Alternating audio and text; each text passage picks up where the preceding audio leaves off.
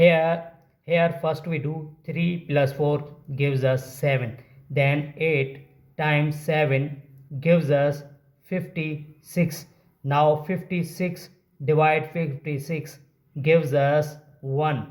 But this answer absolutely wrong, because according to order of operation, first we do parenthesis, then exponent, then multiplication or division, finally addition or subtraction. Remember that in multiplication and division have equal priority. Always work from left to right. Same rules apply addition and subtraction. Here, so first we do parenthesis. 56 divide 8. Here 3 plus 4 gives us 7. Now division and multiplication. So first we do division, because always work from left to right. So 56 over 8 times 7.